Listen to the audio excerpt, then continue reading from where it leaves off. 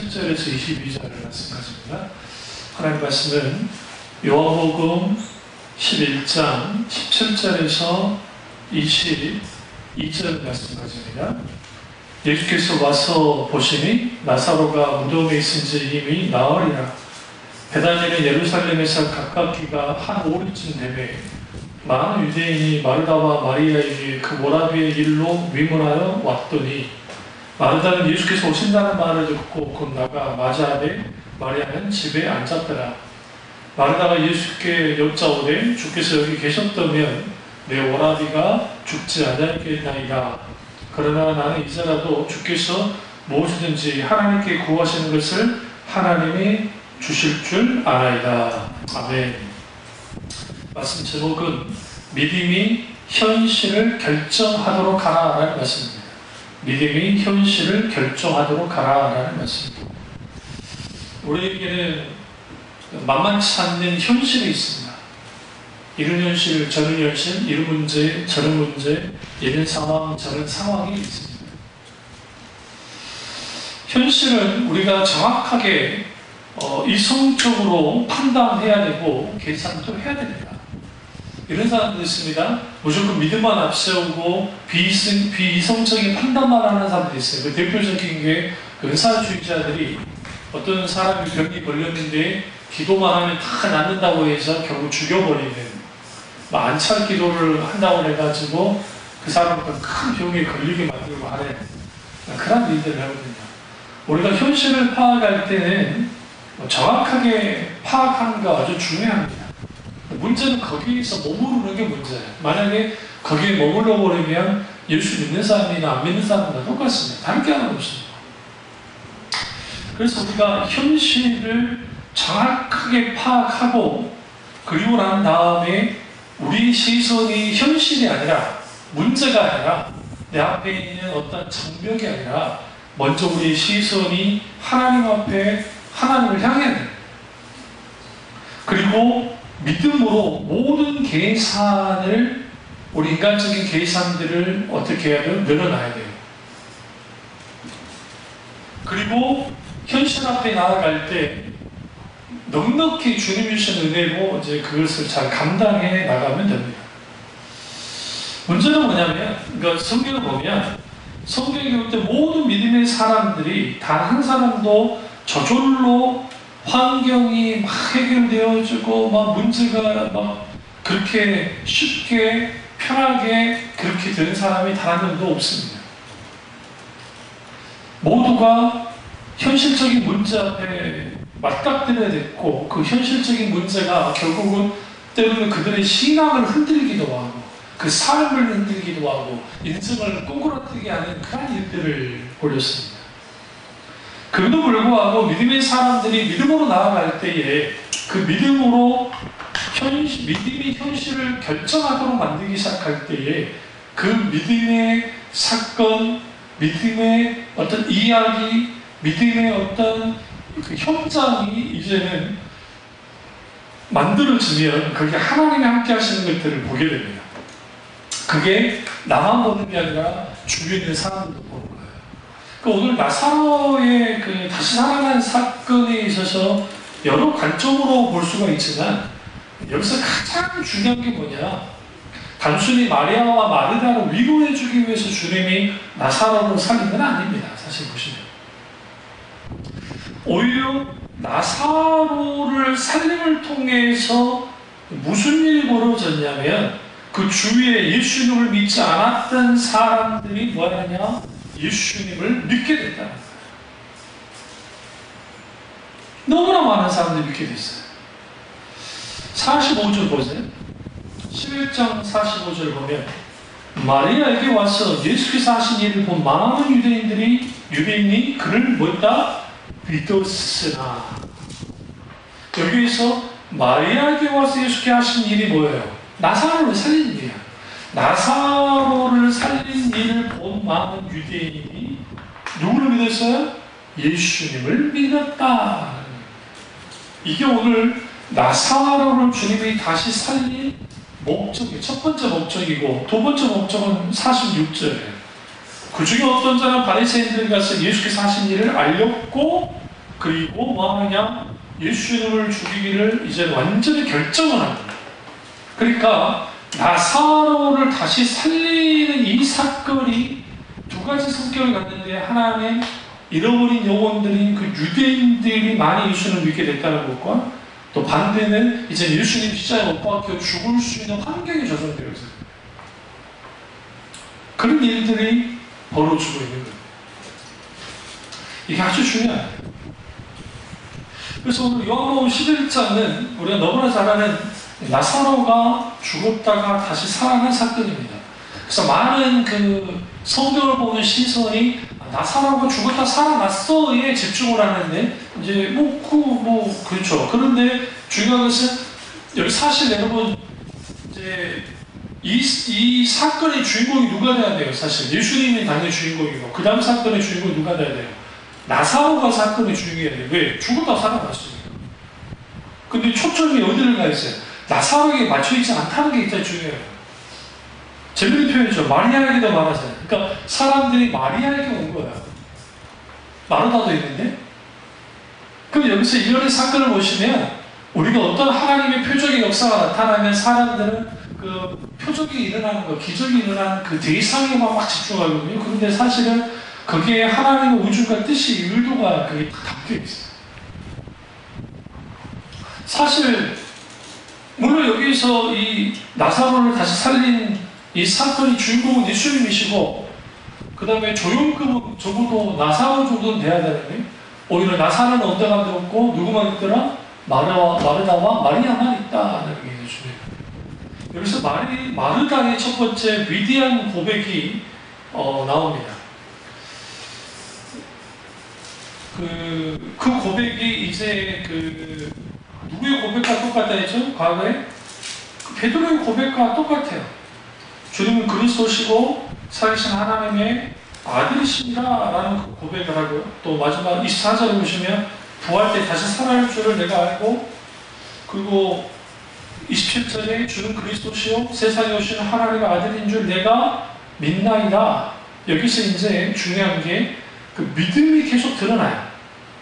그리고 이 마르다의 위대한 신앙은 어디에서 찾을 수 있냐면 22절에 그러나 나는 이제라도 주님께서 무엇이든지 하나님께 구하는 것을 하나님 주실 줄 압니다. 이럴 수 있겠어요? 여러분, 이 세상에서 모든 것이 끝나는 건 언제 끝나요? 죽었을 때 끝나잖아요. 다 끝나잖아요. 여러분, 아무리 대단한 권력자들이 할지라도 죽으면 손상이 되는 거예요. 사실. 그런데 오늘 다 끝난 상황이에요. 예수님 다 끝난 상황에 왔어요. 여기서 우리가 뭘 볼 수 있냐면, 우리 인생의 문제에 끝났다고 하는 상황이 벌어졌을 때에 주님이 찾아오신다. 근데 이때 우리에게 필요한 게 뭐냐면, 마르다 같은 믿음이 필요하다는 거예요. 이제라도 이렇게 늦었지만 주님이 무엇이든지 하실 줄 내가 압니다. 하나님에 대한 기대감이 있었어요. 오늘 우리는 하나님에 대한 기대감이 없는 거예요. 문제. 어느 만큼 기대감이 없어요. 어떤 상황과 환경과 여건과 문제가 잘 해결되었으면 할렐루야 기뻐서 오지만, 그 문제 해결되지 않을 때 우리는 완전히 좌절하고 무너집니다. 그래서 우리는 철저하게 뭐 해야 되느냐? 오늘 마르다처럼 예수님에 대한 기대감, 그분에 대한 신뢰, 기대감이 분명히 필요하고, 그 기대감을 가지고 나아가야 된다. 그리고 여기서 이제 중요한 게 부활에 대해서 말합니다. 마지막 때에 부활이 있을 것을 내가 압니다. 그러나 사실 이런 대답이 나오기까지는 예수님이 내 오라비가 다시 살아나리라. 그럼 여기서 중요한 게, 주님이 구하시면, 하나님께 구하시면 하나님 하실 줄 압니다 라고 나왔고, 그것에 대한 대답으로서 내 오라비가 다시 살아나리라 대답하셨고, 근데 서로 동문서답 하는 거예요. 하나님은 마지막 날에 살아날 줄 있으니까 예수님 지금 당장 내가 살려줄 거야. 그리고 25절에 보시면 예수께서 이르시되 나는 부활이요 생명이니 나를 믿는 자는 죽어도 살겠고 무릇 살아서 나를 믿는 자는 영원히 죽지 아니하리니 이것을 내가 믿느냐? 나는 부활이다. 나 자체가 부활이다. 라고 주님 말씀하세요. 생명이라고 말씀하세요. 예수님 이 말씀하신 적이 없어요. 그럼 여기서 우리가 알 수 있는 게 나사로를 다시 살린 기적의 사건의 가장 중요한 핵심 포인트는 중요점은 뭐냐면 아마 유대인들을 구원하고 예수님 입장하고 죽으실 것에 대한 준비적인 의미로서의 그러한 어떤 기적의 역사라고 한다면 사실은 예수 그리스도 그분이 뭐라는 거예요? 부활이시라는 거예요. 그분 자신이 생명이라는 거예요. 결국은 나사로가 다시 살아나는 것은 예수님의 부활에 대한 예표적인 형태의 기적이에요. 그러니까 나사로를 그냥 살린 게 아니라 예수님이 부활을 시키신 분이다. 근데 사실 나사로를 부활한 게 아니잖아요.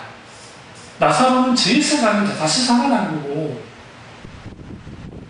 부활은 다시 살아나서 영원토록 살아있는 게 부활이니까 예수님께서 나사로라고 하는 사람을 다시 살리셔서 재생시켜서 이제 믿는 자의 부활이 있음을 분명하게 이 기적의 사건을 통해서 보여주고 있다. 이 세상은 죽음은 모든 현실적인 문제의 종결입니다. 모든 건 끝나고 마는 거예요. 그런데 예수님은 그 모든 문제의 종결점에서 시작하셨어요. 그리고 내가 이제 다시 살리겠다라고 말합니다. 그러자 마르다에게 배울 게 27절 이르되 주여 그러하옵니다. 주님 그렇습니다. 이게 뭐예요? 아멘이에요. 그러합니다 라고 하는 게 아멘이라고. 그러니까 아멘은 진실로 그러합니다. 동의합니다. 그렇습니다. 주님은 그리스도시요 세상에 오시는 하나님의 아들인 줄 내가 너나 믿습니다. 주님이 다시 살리실 것을 믿습니다. 근데 여기에서도 핀트가 안 맞아요. 뭐가 안 맞냐면 마리다가 의도하고 이 고백은 뭐냐면 부활 때에 그 마지막 부활의 날에 주님이 다 살릴 걸 믿습니다 라고 나온 거예요. 그걸 어떻게 하시느냐 이렇게 끝나요. 그리고 난 다음에 마리아를 부릅니다. 그리고 이제 예수님이 마리아를 불렀어요. 그러니까 이제 마르다가 이제 마리아 오게 했죠. 급히 일어나서 예수께 나왔어요. 예수 아직 마을에 들어오지 않았다고 30절에 말합니다. 그리고 이제 마르다가 맞이했던 그곳에 예수님이 그대로 계셨고, 그리고 이제 마리아가 오자 마리아와 함께 이제 뭐합니까? 갑니다. 근데 가는 방향이 어디로 가요? 집으로 가는 게 아니라 무덤으로 향했다는 거예요. 근데 이제 마리아가 예수께서 계신 곳에 가서 뵙기로 그 바다에 엎드렸는데 한 발짝도 아직 움직이지 않았어요. 아직은요. 움직이지 않는 상태에서 맞습니다. 그러니까 이제 이 마리아는 좀 더 솔직한 사람이었나 봐요. 그러니까 이게 그러니까 예수님 계셨으면 안 죽었을 거야 라고 이제 그녀가 말합니다. 오는 것을 보시죠. 또 유대인들의 같이 오는 것을 봅니다. 그 비통해 하시고 불쌍해 하세요. 그 어디도 왔냐? 몰라서 물었을까요? 아니요. 당연히 무덤에 있죠.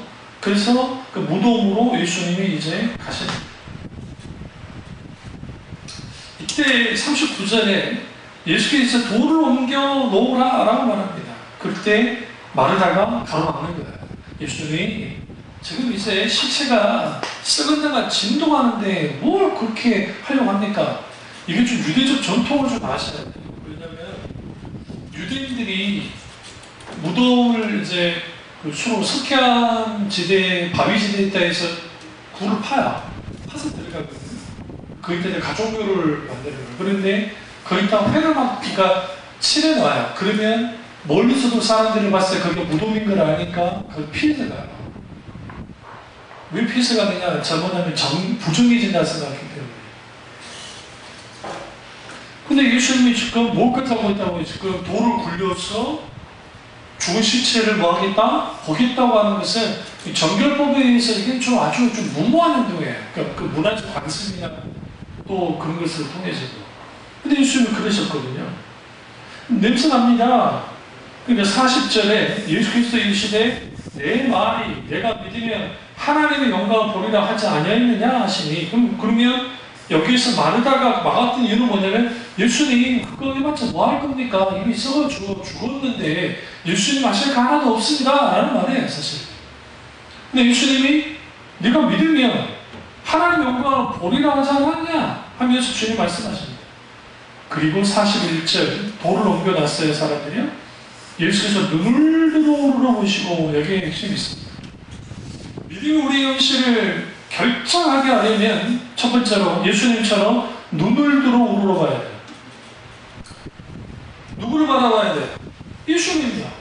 그러니까 여러분 우리의 기도 외에는 우리의 현실을 타개할 길이 없어요. 사실이요. 그러니까 주님만 붙들고 주님을 바라보고 하나님과의 친밀한 뭘 해야 돼요? 깊은 교제와 기도해야 돼요. 예수님이 우러러봤다. 무덤을 본 것도 아니고 사람을 본 것도 예수님 자신을 보는 것도 아니고 하나님을 봤다. 여기에서 여러분은 뭘 알아야 되냐면 믿음과 현실의 관계 속에서 일어나는 두 가지 원리가 작동을 하는데 첫 번째 하나는 뭐냐면 믿음의 원리가 있고 다른 하나는 뭐냐면 현실의 원리가 있어요. 믿음의 원리는 철저하게 뭐 하는 거예요? 무엇이니 구하는 것을 하나님이 주실 줄 아나이다 라고 하는 순간적인 그 마르다의 신앙 고백 속에 있는 그게 믿음의 원리예요. 또 하나는 주는 그렇습니다. 그러함이다. 그렇습니다. 주는 그리스도시요 세상에서 오시는 하나님 아들인 줄 내가 믿나이다. 이것이 믿음의 원리이고 다른 하나의 원리는 뭐냐면 현실적인 원리는 뭐냐면 예수께서 가랐을 때 돌을 옮겨놓으라 하시니 그 죽은 자의 누이 마르다가 가는데 주여 죽은 지 나흘이 되었으면 벌써 냄새가 나나이다. 우리가 믿음의 사람이지만 우리는 이 두 가지 원리 이 원리 속에 있게 되어져요. 그러니까 어느 부분은 내가 믿음으로 반응했다가 어느 부분은 현실적으로 반응하는 게 그게 문제예요. 근데 이것을 깨뜨릴 수 있는 게 뭐냐? 그러니까 깨뜨린다기보다는 여기에서 하나님의 놀라운 역사가 은혜가 나타나려면 하나님을 우러러봐야 돼요. 눈을 들어야 돼요. 마르다의 이 행동은 틀린 행동이 아니에요. 지극히 현실적이고 예수님을 위한 행동이에요. 예수님 부정해 주시면 안 됩니다. 굳이 죽어버린 내 오라비 때문에 수고하지 마세요 라는 거예요. 그리고 예수님 더 이상 뭐 할 게 있나요? 그런 말이에요. 근데 우리는 어떤 문제가 있고 어떤 상황에 보낼 때 이런 생각이 이런 것들이 있을 때가 있어요. 믿음의 원리와 현실의 원리가 떨어져서 우리 편합니다. 왜? 현실적인 원리만 따라가면 되니까. 내가 현실적으로 이렇고 현실적으로 이러니까 내가 이렇게 했어. 하나님 앞에 기도해보지도 않고 어떤 일들을 진행하고 어떤 상황 가운데서 막 해결해 보려고 발버둥 치는 사람들이 오늘날 너무나 많거든요. 여기서 재밌는 게 뭐냐면 뭐가 충돌하냐면 마르다의 미래의 부활에 대한 믿음과 예수님의 현실에서 다시 살아나게 하겠다는 그 부활시키겠다고 하는 그것이 충돌하고 있어요. 일종의 지금 한쪽도 믿음으로 반응하고 있고 한쪽도 믿음의 원리로 나오고 있어요. 예수님. 그런데 예수님이 계속 말하죠. 네가 믿으면 하나님의 영광을 본다 하지 않았냐. 그 영광은 마지막 때의 그 영광이 아니라 지금이 하나님의 영광을 볼 거야. 그럼 여기서 또 하나 알 수가 있죠. 예수님이 나사로를 살린 궁극적인 이유는 뭐였어요? 주님의 부활에 자칫 하는 것을 드러내게 하는 것과 유대인들이 예수님을 믿게 하는 것과 또 하나는 그를 예수님을 죽이려 하는 사람들이 이제 예수님의 십자가와 죽으실 수 있는 그런 것들이 만들어질 줄 알았고 그러나 이 모든 것을 총괄하는 게 뭐냐면 하나님께 영광을 내는 거예요. 아버지 영광을 내는 거예요.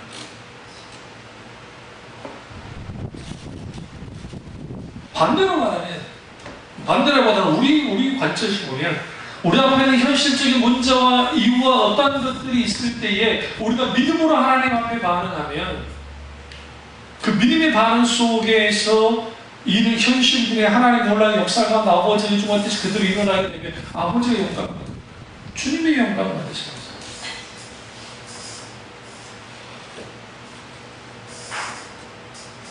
두 번째는 믿음과 현실의 간격을 주님으로만 내봐야 돼요. 믿음과 현실의 간격이 있습니다. 지금 여기 죽음이라는 절대적인, 그러니까 죽음과 삶이라는 것은 절대적인 간격이잖아요. 그렇지 않습니까? 죽은 사람이 살릴 수가 없어요. 살아있는 사람이 죽기는 쉽지만 죽은 사람이 살아나기는 이건 불가능하잖아요. 그러니까 현실과 믿음의 간격은 주님만이 채우셨기 때문에 우리는 반드시 뭐 해야 되느냐? 믿음으로 주님 앞에 뭐 해야 돼요? 계속 우리의 믿음을 보여드려야 돼요. 마르다는 계속 믿음을 보여주고 있어요. 예수님.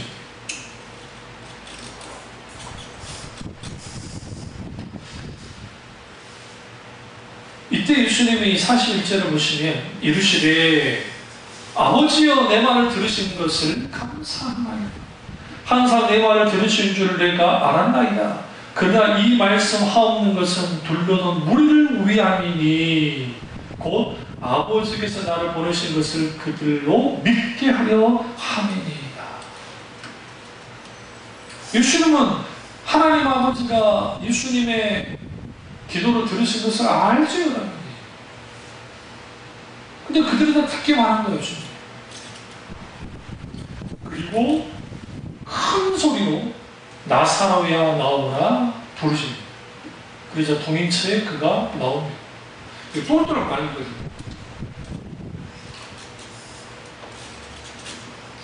그 상태에서 나오자 풀어 놓아 다니게 하고 그리고 살아나는 거예요. 그 여기서 딱 재밌는 게 뭐냐면 나사로가 한 것은 미라처럼 이러고 나온 것밖에 없어요. 한 게 하나도 없어. 여기 완전 주인공이 돼야 돼.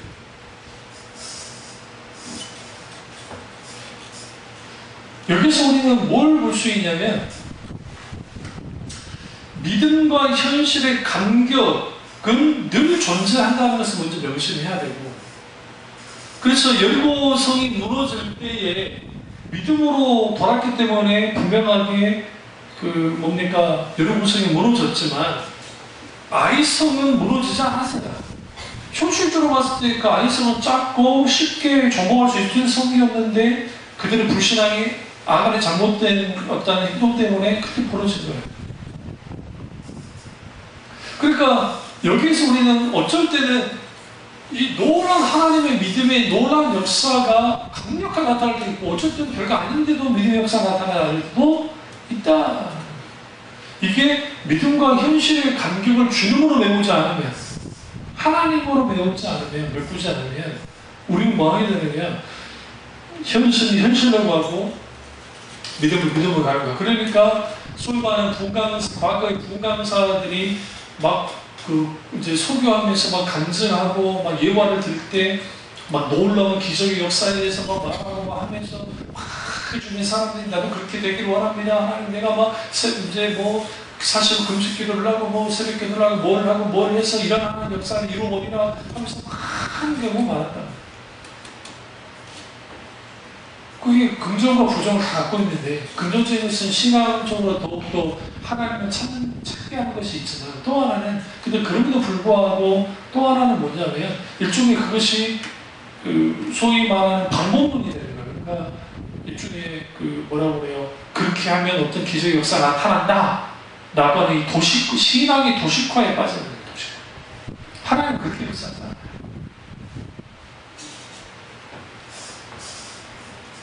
세 번째는 믿음이 현실을 결정하게 만들려면 환경에 반응하기보다 하나님의 말씀에 먼저 반응해야 돼요. 이게 가장 중요해요. 예수님이 계속 말씀하시잖아요. 나는 부활이요, 나는 생명이고, 나를 믿는 자는 죽어도 살 것이다. 물론 나를 살아서 나는 이제 영원히 죽지 아니하리니 이것을 내가 믿느냐? 그러자 그 말씀을 믿습니다. 주님 그렇습니다. 아멘. 전 믿습니다. 말씀에 반응하는 거예요. 그러니까 우리가 현실을 정말 우리가 믿음으로 현실을 결정하면 그 믿음으로 온전히 하나님의 말씀에 반응하지 않으면 어떤 하나님의 역사가 나타나지 않아요. 그래서 우리가 주일날 이렇게 공예배 때나 설교를 듣고 하는 게 왜 중요하냐면 우리가 신앙생활 하면서 느슨해진 것도 있는데 하나님의 말씀이 우리 가운데 주어지기 시작할 때 그 말씀에 반응할 때 거기에 놀랍게 역사가 나타나는 거죠. 만약에 예수님이 야 돌을 옮겨놔라 했는데 마르다가 안 됩니다. 예수님. 이걸 또 하나의 관점으로 보시면 예수님이 인도를 하셔가지고 나사로가 살아나지 않잖아요. 그럼 이게 망자에 대한 모욕 행동이 돼요. 이게. 그러니까 정결법에 의해서 예수님이 부정해진다는 의미도 좋은 의미로는 있지만 또 하나는 여기서 기적의 역사가 나타나고 다시 살아났으니까 이거 해피엔딩인 것이지 그게 아니고 만약에 나사로가 다시 살아나지 않았으면 망자인 죽어있는 지금 누구를 나사로를 모욕한 것과 똑같아요. 그런 상황이에요.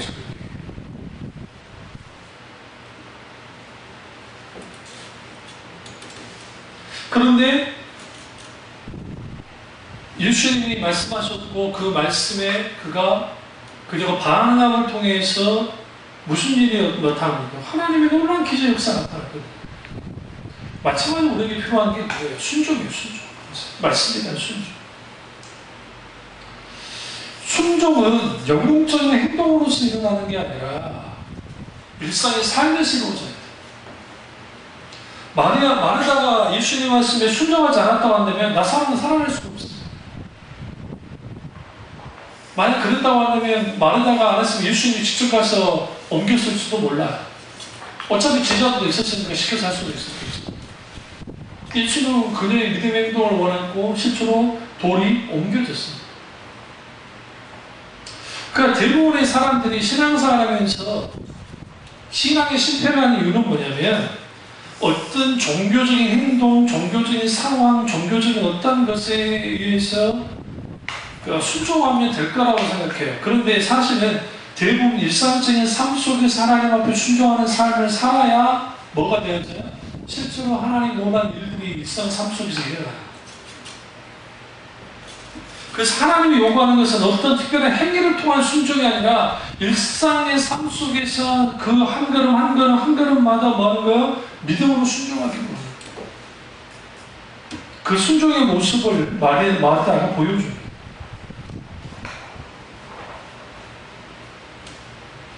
이게 굉장히 중요해요.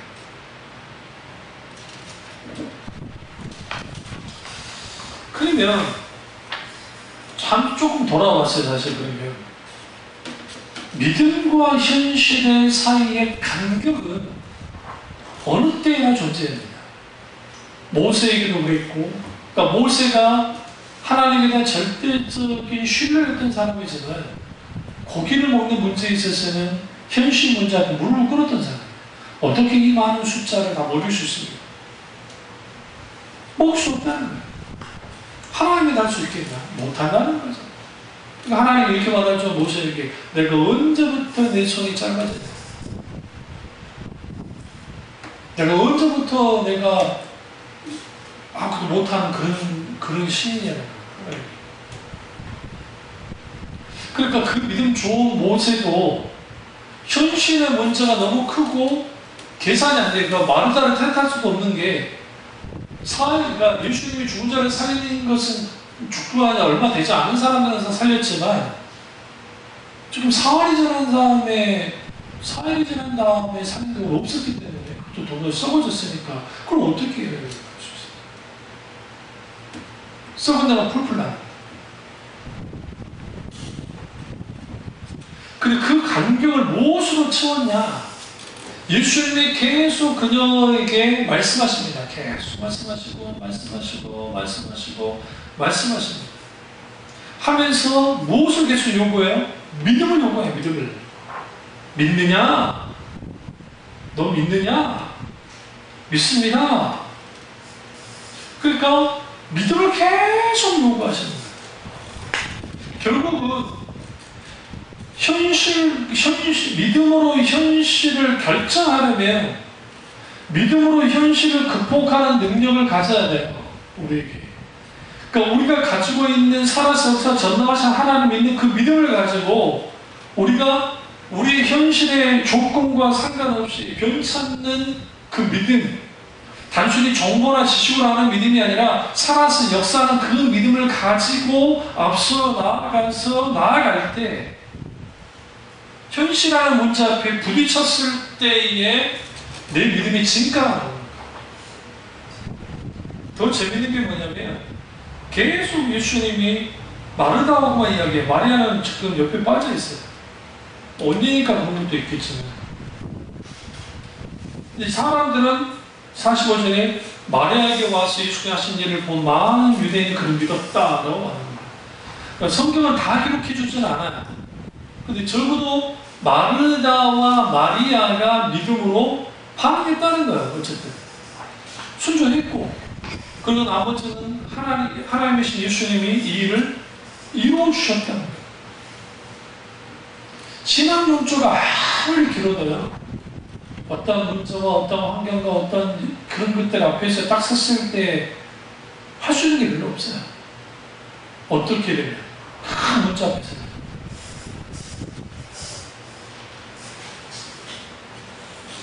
그럼 여기서 이제 믿음으로 현실을 결정해야 돼. 그 도대체 믿음이 뭐냐? 믿음이 뭐냐?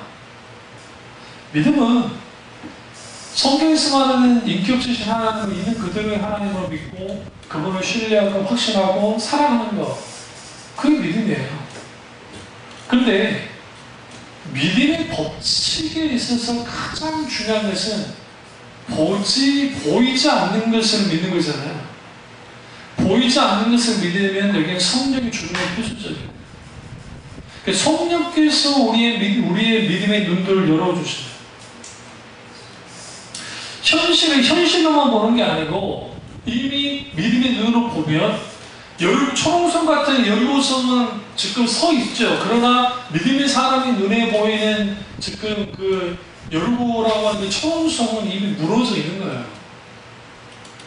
그게 보지 않고 믿는 그 바라는 중에 믿는 믿음, 보지 않고 믿는 그 증거로서의 믿음, 큰 믿음이에요. 큰 믿음이 우리에게 주어져요. 믿음은 문제만이 보이는 현실에서 하나님을 바라보고 하나님의 약속을 붙잡는 것, 그것이 믿음입니다. 그런데 재미있는 것은 믿음은 현실 속에서 확증하는 거야. 현실의 삶 속에서. 교회에서 와서 아멘 아멘 아멘 아멘, 교회에서 순종 잘하고 아멘 믿습니다, 헌금 잘하면 믿음이 좋은 게 아니에요. 그건 중요하지만 우리의 믿음이 현실의 삶 속에서 확증되잖아요. 물론 우리는 신앙생활 하다 보면 현실 문제 때문에 이렇게 넘어지고 저렇게 넘어지고 이렇게 흔들리고 저렇게 흔들릴 때가 있어요. 경험합니다. 그런데 우리에게 하나님이 주신 그 믿음을 갖게 되어지면 처음에 이렇게 막 흔들리긴 하지만 그 아주 흔들리지 않아, 아주 넘어지지 않아요. 의인은 아주 자빠져 넘어지지 않는다잖아요. 왜? 주님이 붙잡고 계시기 때문에. 의인은 7번 넘어져도 8번 일어나요. 다시 일어나요. 그러니까 우리는 아셔야 되는 게 신앙생활 할 때 우리의 어떤 믿음의 실패 때문에 넘어지는 게 문제가 아니라 다시 일어나지 못한 게 문제죠. 빨리 일어서야 되는데 빨리 일어서지 못한 게 문제죠.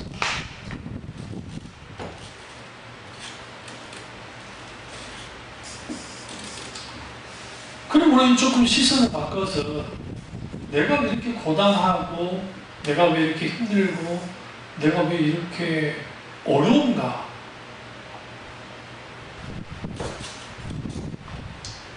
그래서 현실이 나를 압박하고 현실이 나를 고통당하게 하니까 그렇다는 것도 분명히 이유가 되지만 가장 큰 이유는 뭐냐면 믿음의 문제입니다. 왜? 믿음으로 현실을 지배하지 못합니다. 믿음으로 현실을 결정하지 못합니다. 그러니까 무엇을 끌려다니냐면 상황에, 사건에, 사람의 문제에 의해서 끌려다닙니다. 그 온통 끌어다니면서 하나님 앞에 막 기도합니다. 하나님 이 문제 해결해 주세요. 아시죠 하면서 기도합니다. 그나마 어떻게 기도라도 하는 사람들은 괜찮아요. 기도조차도 하지 않는 사람도 이 세상에 너무 많다. 믿음의 눈으로 현실을 보고 말씀으로 현실 상황을 믿음의 해석을 가하고 하나님의 안목으로 해석할 때 하나님의 뜻이 어디 있는지를 잘 알게 되고 믿음의 한 삶을 살 수가 있게 되죠.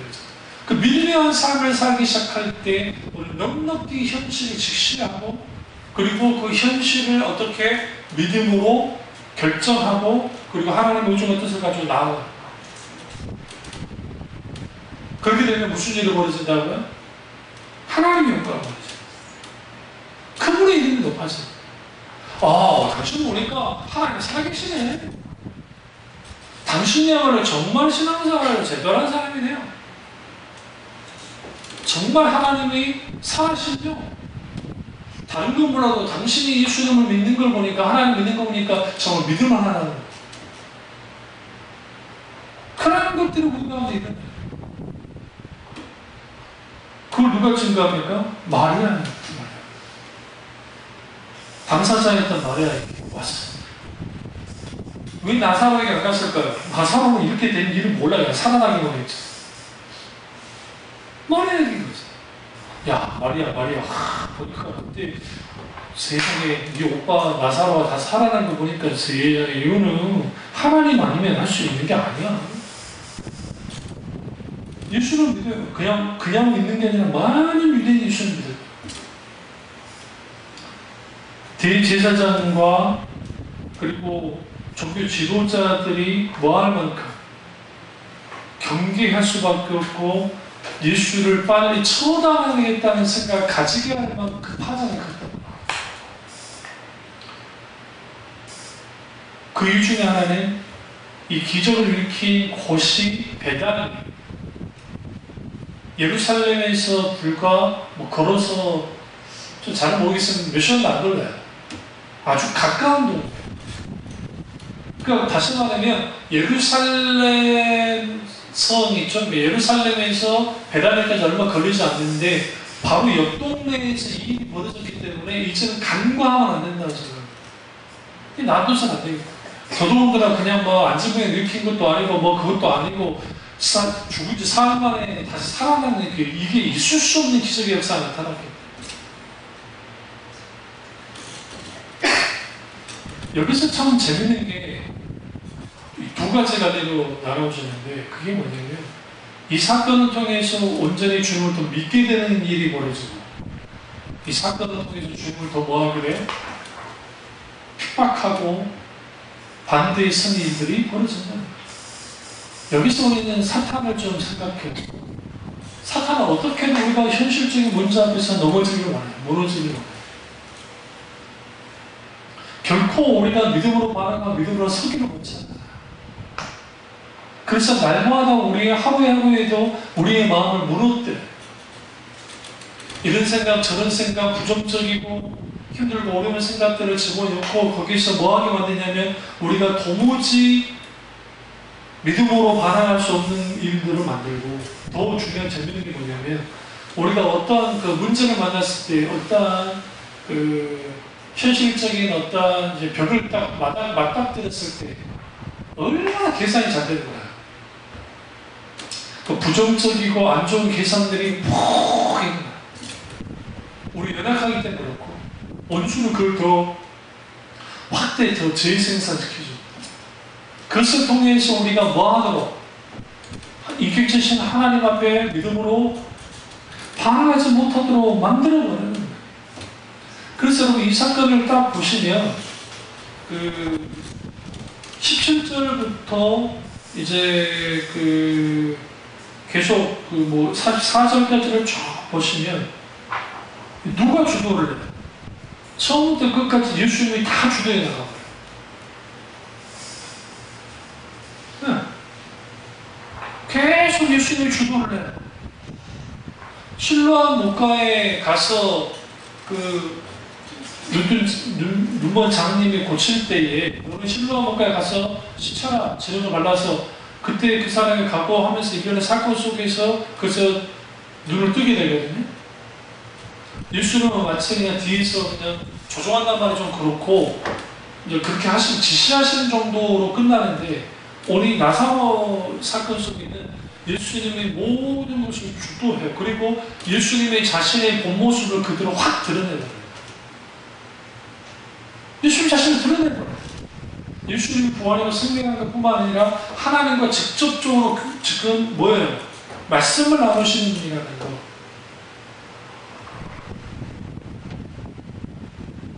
그런 것을 분명히 드러내고 있어요. 그리고 이 불가항력적인 이 죽음이라는 사건, 그죠? 살된 그 시체를 살리는 그 놀라운 기적의 역사를 통해서 결국은 예수님이 모든 환경의 지배자이고 현실의 지배자이고 모든 것의 지배자이라는 것을 분명하는 거예요. 이 자리에 사탄이 낄 자리가 없어요. 사탄이 할 수 있는 것도 하나밖에 예수를 죽이는 거예요. 예수를 죽이는 거예요. 종교 지도자들의 마음속에 이 극한 불안감과 분노감이 누가 격동시켰을까요? 당연히 사탄이 있을 거예요. 그러면 그 현장에 있던 사람들이 죽은 자의 부활, 또 사흘 동안 시체로 있다가 살아난 그걸 부활을 통해서 당연히 부활 신앙은 당연히 그들에게 확보하게 되는 것이고 결국은 하나님이 살아서 역사하시는 하나님 뿐만 아니라 믿음은 결국은 하나님이 주시는 그 믿음은 결코 환경과 현실이 뭐하지 못한다? 막지 못한다는 사실을 분명히 보여줘요. 그것을 오늘 우리에게 교훈해 줍니다. 그러나 여러분 이거 하셔야 될 것은 우리 앞에 있는 현실은 넉넉지 않습니다. 만만치 않습니다. 그래서 우리의 계산과 우리의 현실적인 인식만으로는 해결할 수가 없어요. 그래서 우리는 뭐 해야 되냐? 예수님처럼 하늘을 우러러 주님을 후회해야 돼요. 하나님을 떠난 거예요. 그리고 우리가 붙잡을 것은 하나님의 말씀을 붙잡는 거예요. 그리고 믿음의 순종. 주님이 감동하셔서 돌을 옮기면 돼요. 그럼 주님이 뭐 하세요? 주님이 합당한 놀라운 역사를 해주시는 거예요. 그것이 오늘 이 사건의 전말이에요. 그래서 우리 앞에 있는 어려운, 힘든 어려운 일들, 어려운 상황, 이런 것들이 있을 때에 우리는 반드시 믿음을 앞서야 되고, 여기서 조심해야 될 것은 믿음과 신념은 다르다는 거죠. 신념은 자기를 믿는 것이고, 그리고 믿음은 인격적인 하나님을 믿는 거예요. 그러니까 신념은 믿음의 대상이 자기 자신이에요. 자신의 감정과 자신의 어떤 의지와 그것에 따라서 자기 신념의 믿음이 달라져요. 그러나 성경에서 말하는 믿음은 인격주신 하나님께로부터 와요. 성령의 조명 가운데 신뢰가 확실하게 되기 때문에. 그래서 믿음은 선물인 거예요. 무조건 믿습니다.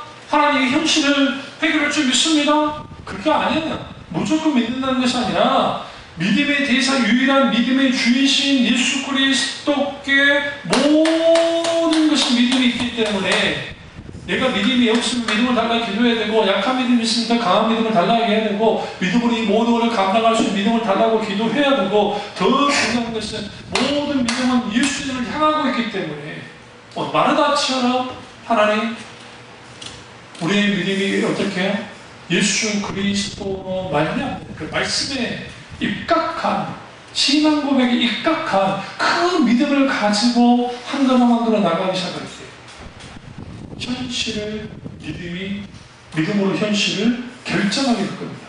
그 은혜가 저와 여러분 있기를 주의 이름으로 축원합니다. 기도하겠습니다. 기도하실 때